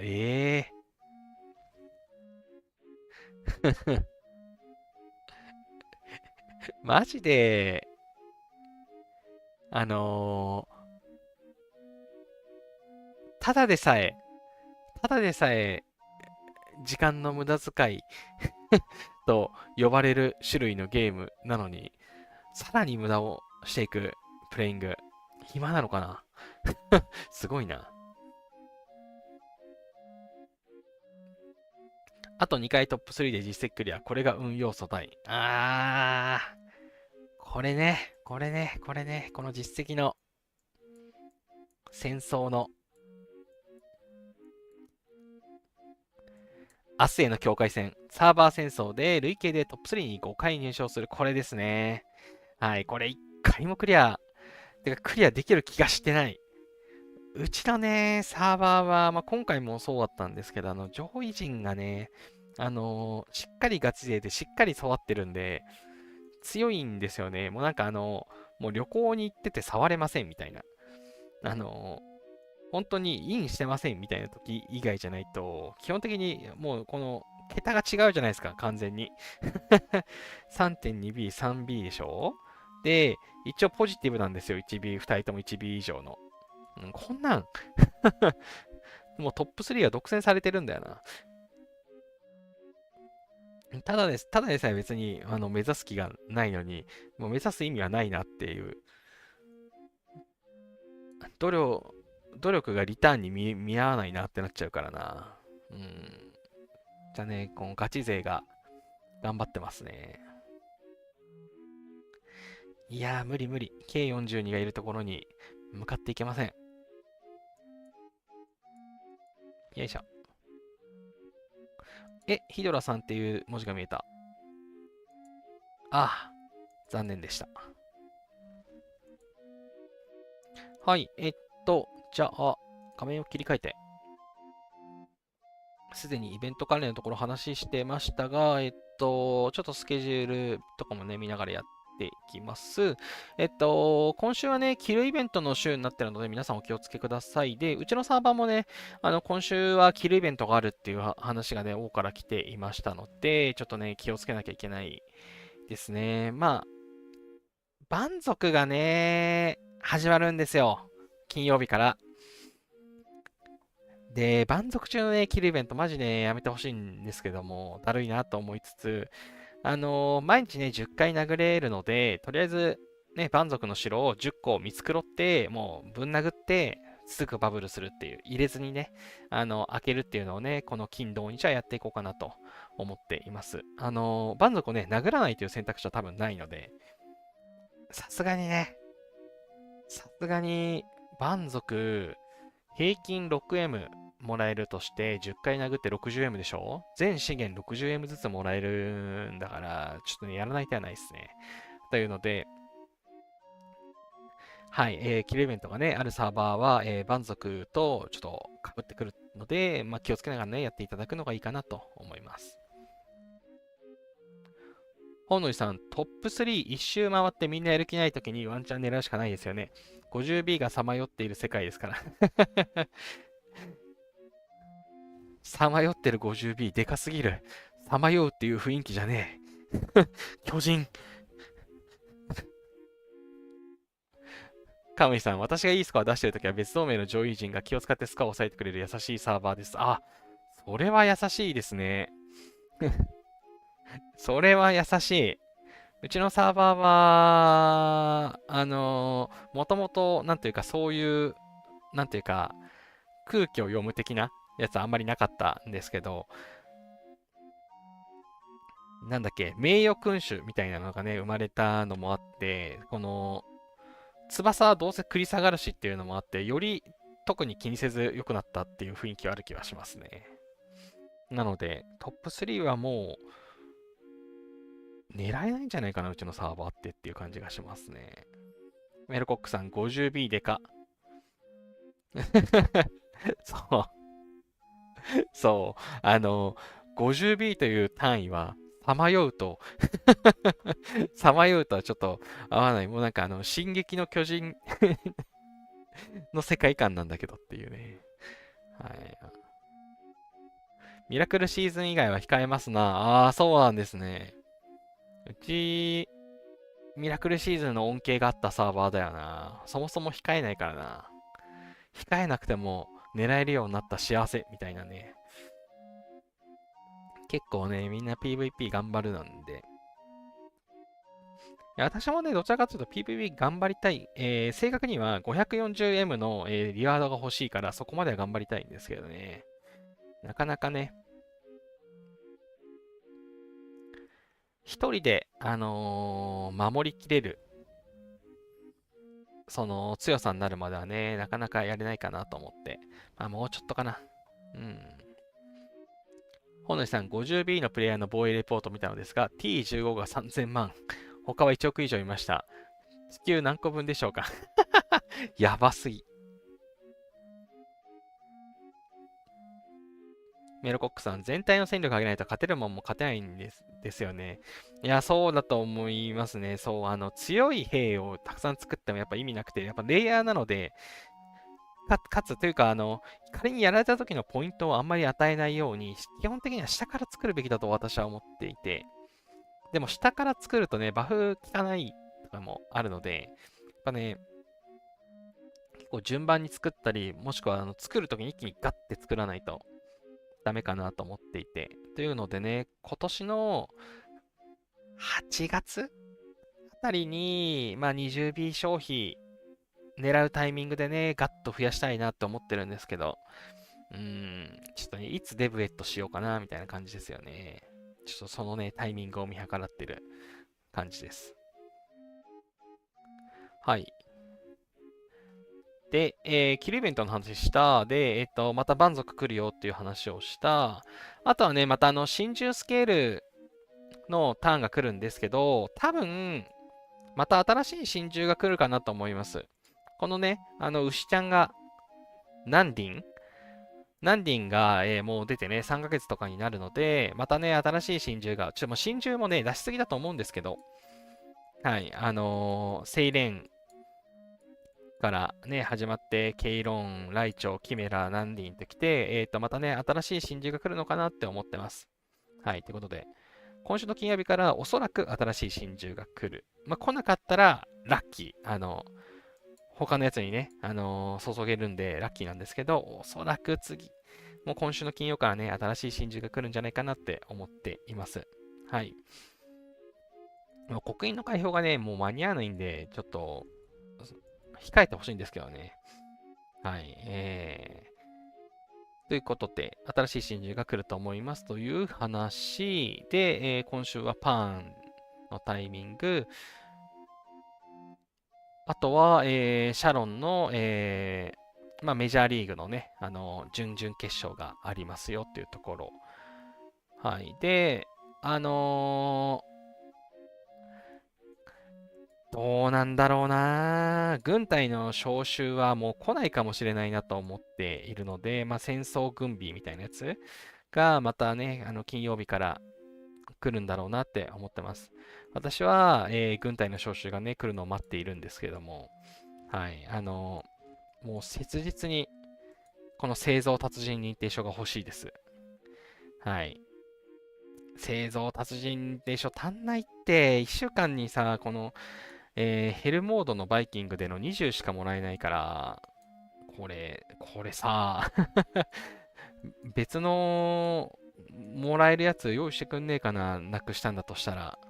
はい、ということで、またね、残念ながら金曜日は、戦争軍備みたいなやつがね、来ると思います。本野さん、伴侶のラブレターどんどん余ってるので、どこか使い道エボに準備してもらいたいですね。お金を求めない伴侶が良いな。そうですね。真珠スケールって交換先がね、いろんなやつがあるんですけど、なぜか知んないけど、伴侶のラブレターはね、伴侶のラブレターシリーズだけですからね。はい、これね、溜まっていく一方ですよね。はい、これもね、なんか、ちょっとシステムを改善してほしいんですけども、このアンバランス感は何なんだろうなって、ちょっと思っちゃいますよね。カムイさん、何も言わないでください。だけど叫ばせてください。ゴジラゴジラは、ゴジラは、映画が映画がこちらきついっすね。お、夜も、アイスブレーカー始まった。ちょっと、アイスブレーカーはどうでもいいけど、ちょっと O はチェックしとこう。私もキングコング欲しいんだよな。復活してくんないかな。厳しいのは分かってて言うけど、復活してほしい。よいしょ。で、あとは、まあ、カレンダーに書いた、あるやつの重要なところはそれぐらいかな。うん。またね、資源の消費還元、みんな大好き資源の消費還元が来ますっていうのと、あと、まあ、通常進行にね、もし戻るのであれば、あのースーパーフィーディング、超お得な育成が来るのかなと思ってますと。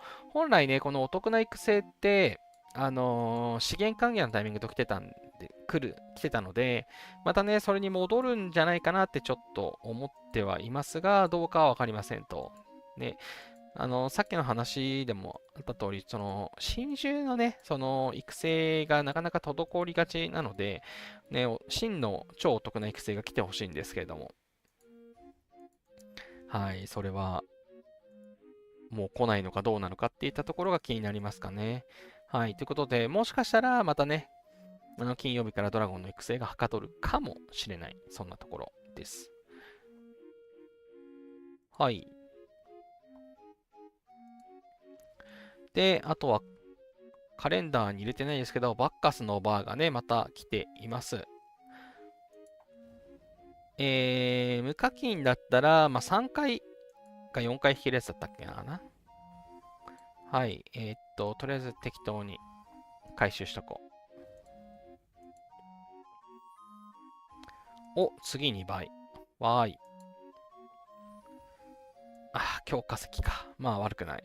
はい。で、これね、3日間なんですけども、まあ最終日に1回、次のコスト25がね、集まらないので、最終日に、1回引いて、今回は終了というところで、まあ残りのところからね、このプレミアムドラゴンコインが出てくるかどうか、みたいなところですかね。はい、厳しい。はい、ということで、まあ、ただでね、まあ、アイテムがもらえるので、皆さん忘れずにやりましょう。メロコックさん、同じ国籍の人と遊べるワールドカップみたいなのやらんかな。それちょっと面白そうですね。あの同じ、その、国同士だったら、その、タイムゾーンが違うとかもないんで、遊びやすそうですよね。なかなか船長ってタイムゾーンが違くて、その時間がね、合わせづらいとかありますけど、そこで、気にせずに遊べると楽しそうですね。はい。よいしょ。はい。貿易イベントは、これもいつも通りですね。はい。通常のプレイをね、ある程度の白レベルであれば、通常のプレイしてたら、基本的には、回復、負傷兵の回復以外はね、わざと殺さなきゃいけないかもしれないですけど、基本的には全部、クリアできて、この島津以外の、まあ、全てがね、交換できるという感じかなと思っています。はい。まあ大体ね、3日と言わず、数日で終わっちゃうかなと思います。2日とかでね、終わっちゃうかなと思いますが、はい。リワードがね、もらえるお得なただイベなんで、やりましょうっていうのと、今回は、毎日強化のターンでしたね。まあ、将軍の強化とか装備の強化でね、リワードがもらえますというところで、まあ、将軍の強化と装備の強化は、まあ、大してね、コストをかけずにやれるのでいいと思います。で、ドラゴンの強化だけね、ジェムだったりバッジが必要だったりするので、ここはね、計画的にやってもらうのがいいかなと思っていて、この化学工場の、こいつね、ドラゴンを30回強化するみたいな、こういうドラゴンの強化で、リワードがもらえるやつ、これと複合するときだったらまあいいのかな、みたいなのでね、私はいつも思ってやっています。はい、ヨルムンガンドに参加したいです。わーい。ほい。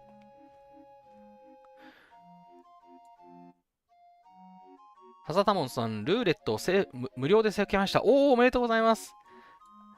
そう、制服は意外に当たりますよね。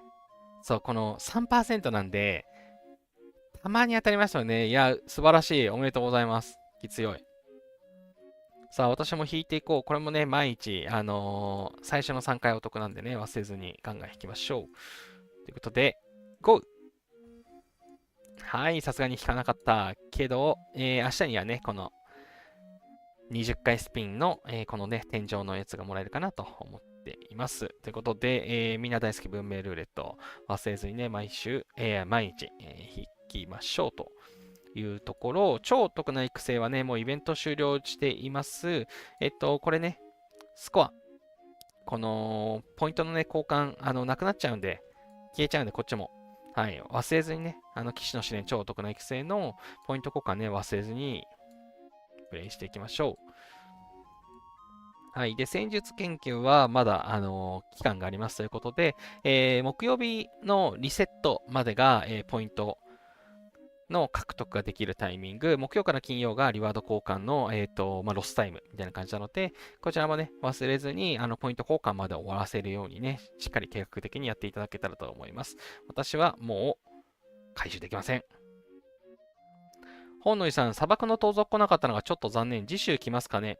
あ、はい、これね、序盤でちょっと話したんですけど、今の傾向は、フン族の州と砂漠の盗賊の州の、交互になってると思います。はい。少なくともこの2ヶ月の傾向はそうなっているので、おそらく、次ですね、その資源の消費還元が終わった後、2週間後のこの長期イベントの狭間では砂漠の盗賊のやつが来ると思います。逆にフン族は来ない。で、4週間後ですかね。4週間後のまたスピードアップの還元が終わった後のこの長期イベントの狭間の期間にまたフン族が来るみたいなね、そんな順番かなって思ってます。はい。で、消費還元イベント、ゴールド、罠、研究。これいつも通りのやつですね。ということで、私も研究スピードアップ終わっちゃいましたと。ゴールドがまだね、残っているので、まあ、何かしらね、使って、まあ、将軍の強化毎日やったりとかするので、はい。まあ、何かしらで上がるかなと思ってます。罠スピードアップは、王の対決、戦力強化が来たら、ちょっとやるかなぐらいで、はい。今ね、わざと無駄遣いで8時間スピードアップ使ったりとかしてますが、はい。まあ、一番上か、その2個下ぐらいまでクリアしておしまいかもな、みたいに思ってます。はい。で、この溜め込み戦略のところでね、またこのチケットがもらえますということで、私多分ずっともらい続けて24ですかね。1回も交換してませんということで、まあ、もしかしたらね、同じぐらいの数字の人がいるかもしれませんが、これ1300集まんないと思うので、ちょっとエンブレム交換しようかをね、すごく悩んでますが、はい、まだ悩めます。はい、これもね、3日間毎日もらえるんで、忘れずに取りましょうと。で、名称肖像画展もいつも通り来ています。前よりね、このチケットがね、この招待状がもらえるサイクルがね、早くなったかなと、もらいやすくなったかなというところで、もうすでに330にありますと。私は一応この将軍の伝統2を交換しようかなとは思っているんですけれども、なかなかね、いいのが出ないからね、悩ましいですね。はい。ここにですね、ティーチがいるんですよ。私、ティーチ育てたくて、そう、将軍の伝道2を交換しようと思いつつ、本当かっていう、ティーチ選んで、ティーチ限界突破狙った方がいいのかとかもね、ちょっと悩んでいます。はい。まあ、ということで、多分500円になっても交換せずに、ちょっと貯めるかもしれません。はい。そう。その話もちょっとしようと思ったんだよな。えっと、えっと、グランドチーフ。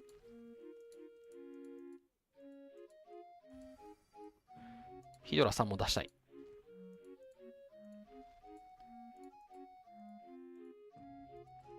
OK。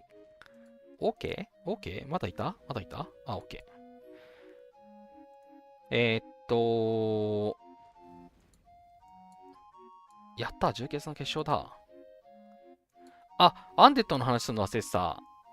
そう、私、工場兵器をね、今増やし始めてますという話を先週かな話をしてて、あ、なんかすごい画面がずれてる。よいしょ。はい。先週ですかね、工場兵器が戦闘において重要だと思ってるみたいな話をしてましたと。で、えーこの工場兵器の効果みたいなところをちょっと話してたんですけど、それがね、すごくわかりやすいのがアンデッドですということで、これね、見ていただくと、私、アンデッド、レベル6無傷で、レベル7からね、怪我をしていますということで、このレベル6のね、ログとかを見てもらうと、まあ、他のログもそうなんですけど、全部ね、工場兵器がぶん殴ってくれてるんですよ。これ属州都市をね、殴るのと同じ話ですね。敵が近づく前に、もう工場兵器がね、超遠距離からもうボコボコにしますと。はい、相手がね、近づく前に全部一掃するんですよ。はい、もともとね、先々週ぐらいまでは、まあ3ぐらいまでが無傷だったんですけど、今ちょっとずつまた工場兵器を増やし始めてて、今レベル6まで来ましたと。はい。で、レベル7からね、ちょっと怪我をしてますということで、これが結局、まあ、工場兵器がね、倒せなかった分を取りこぼして歩兵とかが、殴っているんですけれども、残念ながらね、歩兵が死んでんじゃなかったっけな。この辺。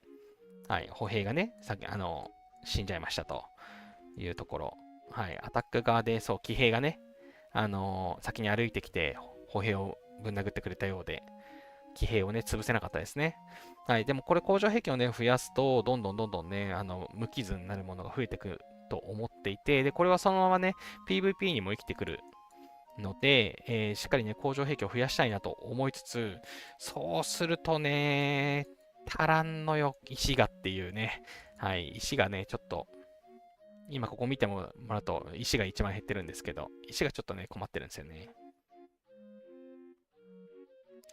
明太子さん、工場兵器が増えるとほぼ工場兵器で倒せますね。私、アンデッドでもう3ヶ月ぐらい工場兵器以外は働いてません。いや、そうですよね。そうそうそう。そう、工場兵器で、無傷になるのはそう知ってたんですけど、なんか、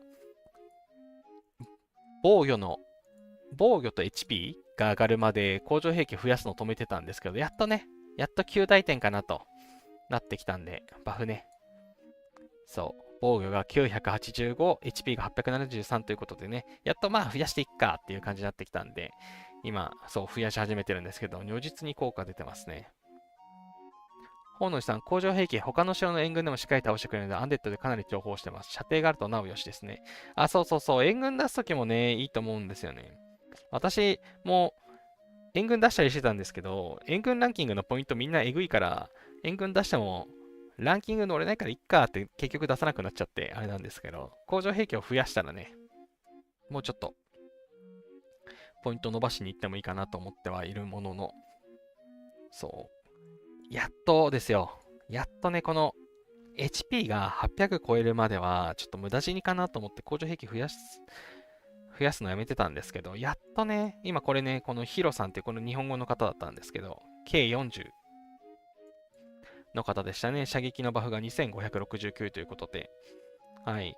一応、ソロ攻撃はね、耐えることができましたね。43.1M 対280ということで、一応ポジティブで、はい、ポイントを稼ぐことができましたと。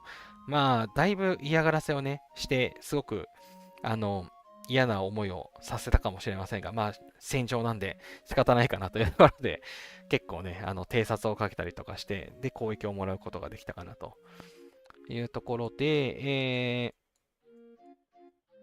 そう、見たかったのはこの辺のバフなんですよね。射撃のバフが、防御1351、工場兵器が1310ということで、やっぱね、まだちょっとね、火力も足らないから、この辺をね、もっとしっかり上げていきたいなというところで、これをね、でもじゃあどう上げるんだが難しくて、担当官のね、限界突破で赤い星をね、つけていかないといけないかなっていうのを今ね、ちょっと考えてますかね。はい。で、やっぱりね、防御。これは射撃で殴られた時のやつなんですけど、やっぱ工場兵器がね、しっかりタダで殴ってくれるので、しっかり工場兵器をね、増やしていくのが大事だなと思ってます。で、あとはこれ、試しに工場兵器で殴った時のやつですかね。はい、エドワード・ティーチと、パクさんパク・ケイエイだっけはい、一応工場兵器で、殴りに行きましたと。私 T14 の兵、そもそも10万なくて5万ぐらいしかなかったのかな。はい、まあ、あるやつで殴りに行きましたと。で、一応工場兵器ね、上の方は、削ったんですけれども、できればね、射撃兵まで削りたいですよね。全然射撃兵削ることができなかったんで、一応、あれか、相手の射撃兵を半分には減らしてるのか。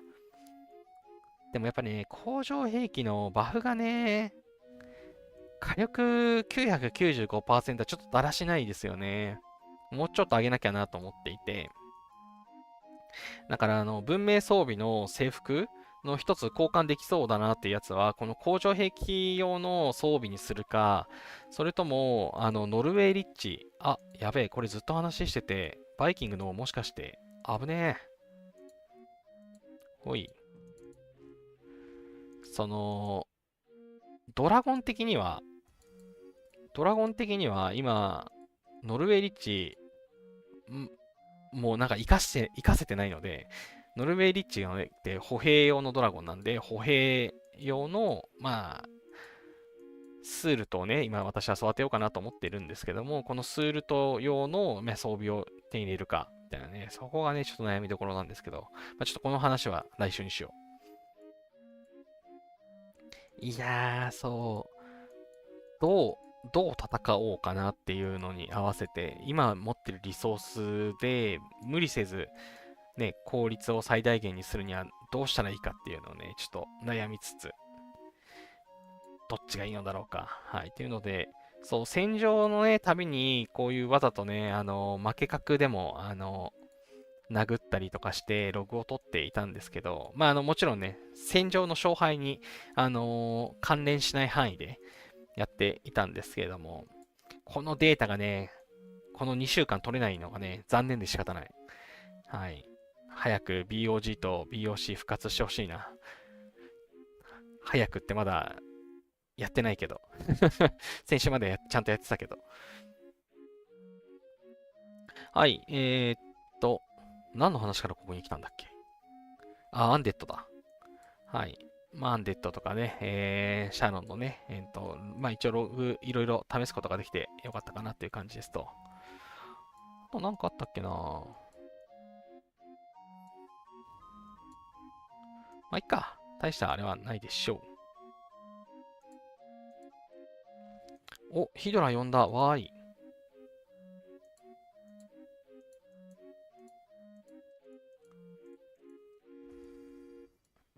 わーい、わーい。ヒドラ、ヒドラ。さっきね、資源採集から帰ってきてたんで、複数部隊出せますね。で、今ちょうど帰ってきたな。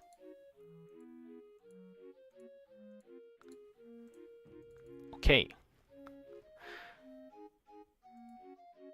さあ、一通り話したいことは話せた気がする。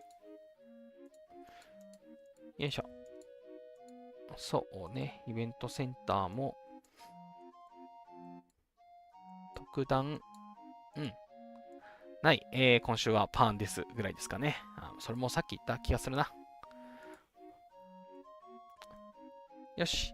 はい。そんなところでですね、今日の、話題としては、この軍事研究所1は、すべて研究が終わりましたという話のご報告でしたと。で、今週のね、金曜日からまた資源の消費還元が来て、そのタイミングでね、私、軍検を2にしようと思ってますので、またね、ゴリゴリ軍検の研究をしていきたいなと思っています。で、一応ね、以前も話をしたんですけど、軍検を2に上げたら、このね、構成1、これがね、部隊定員が上がるやつなので、まず、縦に伸ばしますと。はい、育てたいやつをいつでも育てられるように、このね、横長のやつがレベル3なんですけど、その1個前まではレベル2なので、この縦に、伸ばします。工場兵器、射撃、騎兵、歩兵、全部縦にまず伸ばして、その後に、この部隊定員をね、増やすっていうね。こんな順でね、やっていきたいなって思っています。はい、ここでね、この防衛の工場兵器の攻撃力が2%アップするってやつがあるの分かってるので、はい、これも早く上げたいですね。はい。レベル1上げるだけで 2% 上がって、これレベル20まで行くので、これ 40% 上がるのが見込めますよね。はい、もっと上がるかもしれない。楽しみ。はい、そんな感じでですね。あ、わーい。O を倒した。そう、先週とかね、O を出し忘れてたからね。よかったよかった、今日は参加できて。はい。資源のね、消費還元が来ると思います。で、超お得な育成が、もしかしたらね、また来るかなっていう感じです。もう、来ないかもしれないんですけどね。なんか最近なぜか騎士の試練と一緒になってるんで、謎なんですけれども、一応、期待を込めて、資源の消費還元と超お得な育成がきっと金曜日から来ます。蛮族も来ると思います。で、今回は真珠スケールのタイミングなんですけど、新しい真珠がきっと来るんじゃないかなというところですかね。またね、新しい真珠が、出たら、それもね、来週の話題にできたらと思ってます。はい。で、来週はね、先ほどもちょっとお話をしたんですけれども、文明装備。はい。文明装備の制服、なんか交換できるかなと思っていて、工場兵器系で行くのか、歩兵系で行くのか、歩兵で行く場合にも、これとこれ、どっちがいいのか、みたいなとことかをね、ちょっとね、悩みたいなと思っていて、それをね、悩みつつ、もうそこで決めるっていうのをね、やっていこうかなと思っています。はい。そんなところで、今日のね、配信は、いつもよりちょっと早いんですけれども、たまにはね、最近もうなんか12時半ばっかりになってたんで、さっくりこれぐらいで今日は終わろうかなと思います。はい。ということで、いつも、コメント、くださりありがとうございました。またね、来週も予定通りの時間でやろうと思ってますので、よかったらご覧いただけたらと思います。はい。ということで、今週もおつじゃる様でした。よかったらチャンネル登録や、高評価をしていただけますと幸いです。また来週お会いしましょう。おつじゃる様でした。